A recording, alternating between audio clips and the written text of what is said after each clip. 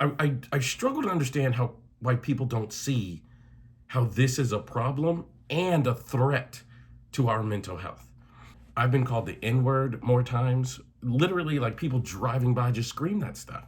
The world wasn't like that before.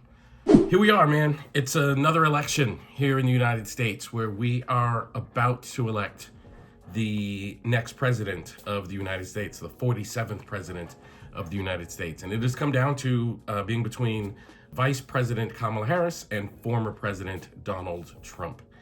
And just like, the previous couple of elections, it's been a very divisive time in America. It's been difficult, it's been troubling, it's been filled with hate and struggle. And to be honest with you, it's been so divisive that I've actually thought about whether or not I should make this video or not. But one of the things about this particular blog series is over the years since I've been doing this, all the way back in 2016 when we started, I have leaned into whatever's going on in the world and made videos about those topics. You go to my YouTube channel, my social media, you'll see we talk about what's going on in the world, politics or not. And I think this is so important in terms of mental health that I needed to make a video about it and talk about those things from the mental health perspective.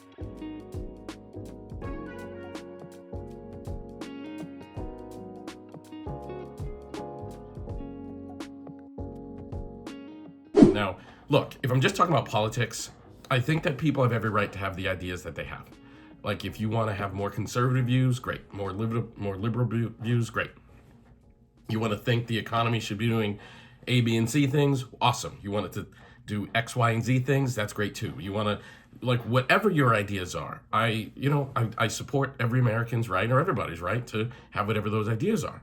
Having said that, I thought that there should be things, or I thought there were things that we all just kind of unilaterally agreed on. Like, for example, human rights, women's rights, racism is bad, right? I thought we agreed on that. Like, we've fought multiple wars throughout history.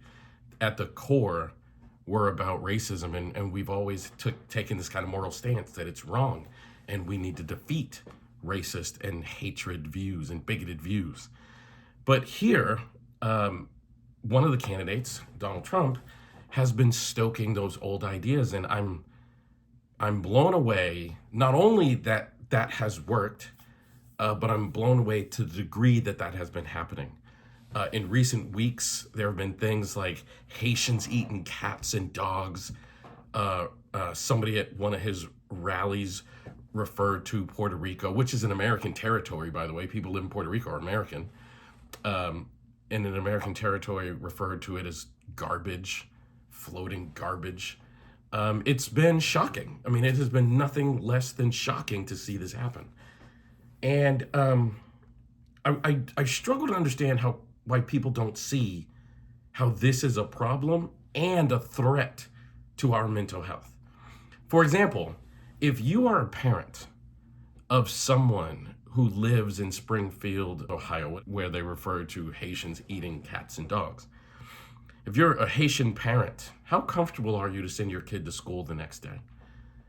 Because once the president said that kind of empowers people who hear that dog whistle to go to that area and protect the cats and dogs. People are very passionate about their cats and dogs. I'm going to go to that area and I'm going to bring harm so I can protect the cats and dogs.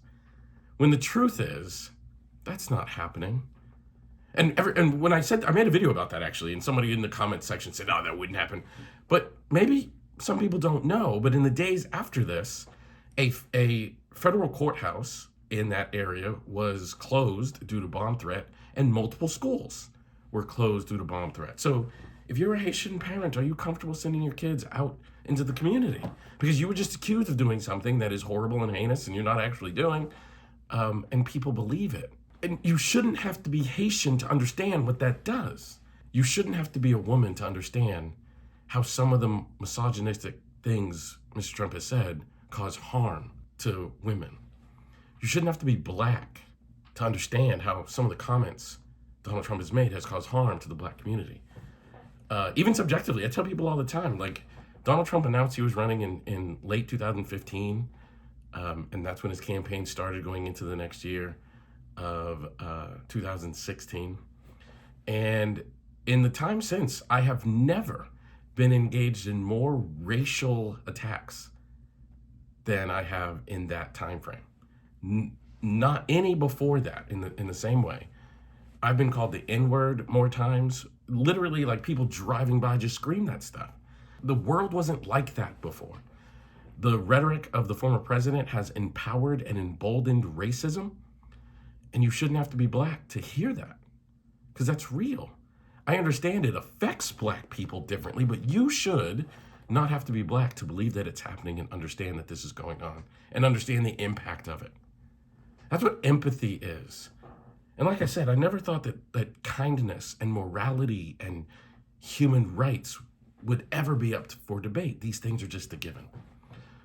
So the other day, I went to go vote. I early voted, and I cast my vote for Kamala Harris. I'm endorsing Kamala Harris for president. And I say that not as a statement of politics. I say that as a statement of humanness. I say that as a statement of kindness. I say that as a statement because I want people to vote with their heart and their kindness, because I still got to believe that human beings, we're better than this.